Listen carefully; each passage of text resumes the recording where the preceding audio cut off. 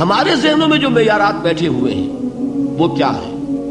کامیابی پیسے سے ہے، کامیابی جائیداد سے ہے، کامیابی کاروبار سے ہے، کامیابی شہرت سے ہے، کامیابی اقتدار سے ہے۔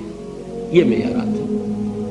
جو جتنا دولت مند اتنا کامیاب، جو جتنا مشہور اتنا کامیاب، جو جتنا پاپولر اتنا کامیاب، جو حکومت پر پہنچ گیا کامیاب، جس نے بڑا کاروبار جما لیا کامیاب، جس نے بہت جائیداد بنا لی کامیاب۔ یہی ہے اصل میں ساری بس کی گانٹھ۔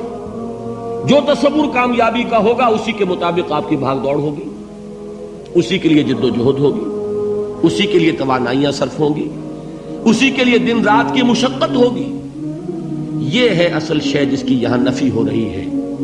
کامیابی دولت سے نہیں، کامیابی شہرت سے نہیں، کامیابی اقتدار اور طاقت اور حکومت سے نہیں، بلکہ کامیابی ہے ایمان سے، عمل صالح سے، تواصی بالحق سے، تواصی بالصبر سے۔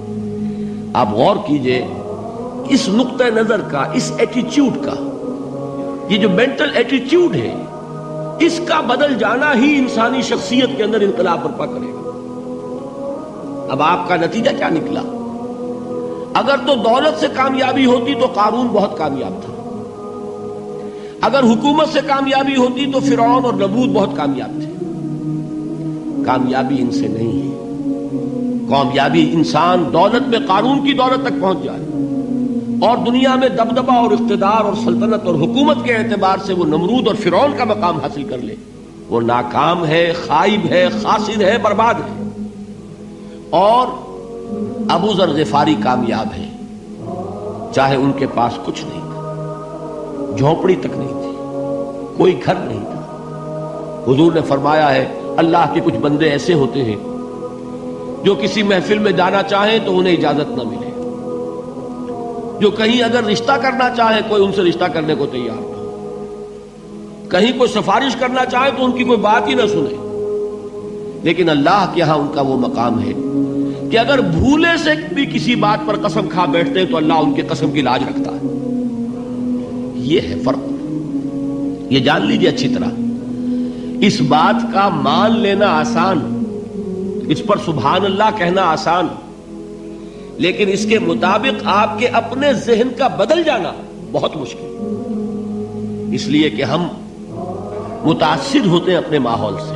وہ بڑا محل ہے، دیکھ کر ایک دفعہ جھجری آتی ہے، وہ بڑی سی 20 فٹ لمبی کار سناٹے کے ساتھ آپ کے پاس سے گزر گئی، ایک دفعہ اعصاب کے اندر ارتعاش ہوتا ہے، محسوس ہوتا ہے بڑے یہ نصیبے والے لوگ ہیں، بڑے خوش نصیب، بڑے کامیاب، حالانکہ کچھ معلوم نہیں کہ یہی سب سے بڑی بد نصیبی ہو سکتا ہے کہ یہی سب سے بڑی ناکامی ہو۔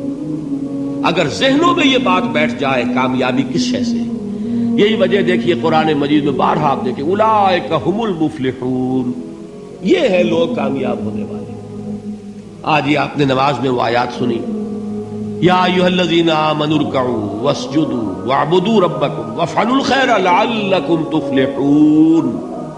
اے ایمان والو، رکوع کرو، سجدہ کرو، اپنے رب کی پرستش اور بندگی کرو اور اچھے کام کرو تاکہ تم کامیاب ہو جاؤ۔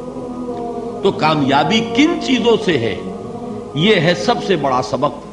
یہ ہمارے دل میں اگر بات بیٹھ جائے، ٹھک جائے، تو زندگی بدل جائے گی، صبح و شام بدل جائیں گے، نقشے بدل جائیں گے، بھاگ دوڑ کا رنگ بدل جائے گا، ویلیو سٹرکچر بدل جائے گا۔ آج وہ ایک چیز نہایت اہم نظر آ رہی ہے، کل نہایت غیر اہم نظر آئے گی۔ جیسے کہ حضور کی حدیث ہے، مالی ولی دنیا، مجھے تمہاری اس دنیا سے کیا سروکار ہے، انما مثلی کراکب استظل تحت شجرۃ